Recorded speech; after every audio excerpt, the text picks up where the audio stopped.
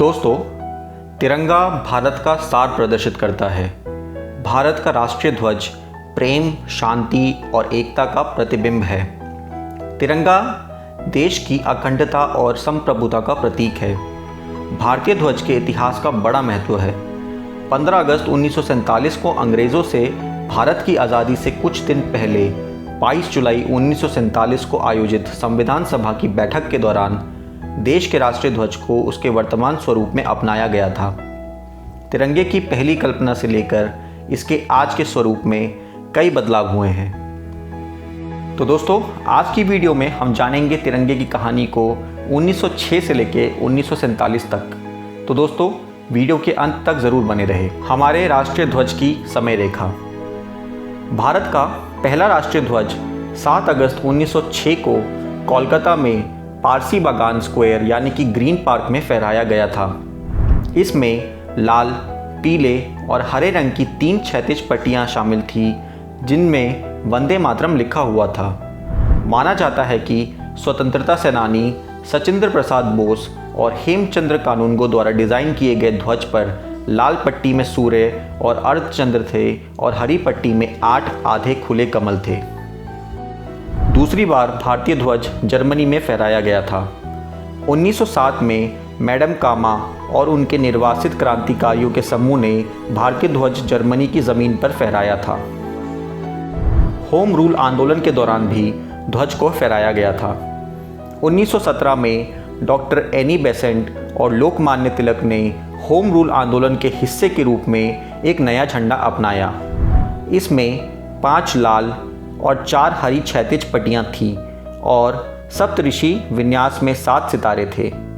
एक सफ़ेद वर्धमान और स्टार ने झंडे के एक शीर्ष कोने पर कब्जा कर लिया और दूसरे में यूनियन जैक ने।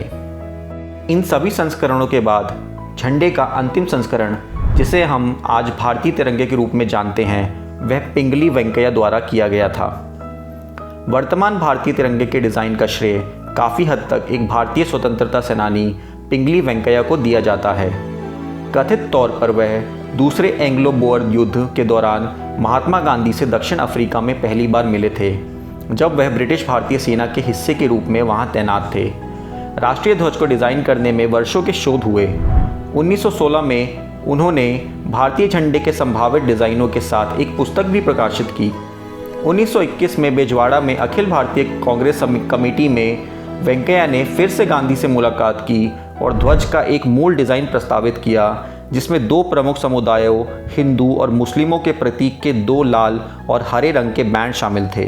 अंत में संविधान सभा ने इस झंडे के मूल रूप में कुछ बदलाव करके इसे अपना लिया। 22 जुलाई 1947 को भारत की संविधान सभा के सदस्यों ने एजेंडा पर पहला आइटम कथित तौर पर पंडित नेहरू द्वारा आज़ाद भारत के लिए एक राष्ट्रीय ध्वज अपनाने के बारे में रखा था।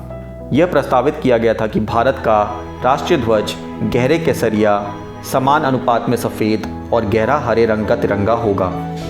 सफ़ेद बैंड में नेवी ब्लू में एक पहिया था, जो कि सम्राट अशोक के सारनाथ शेर राजधानी के एबेकस पर दिखाई देता है। दोस्तों, संविधान सभा की उस बैठक के बाद से हमारा राष्ट्रीय ध्वज उसी प्रारूप में चलता आ रहा है।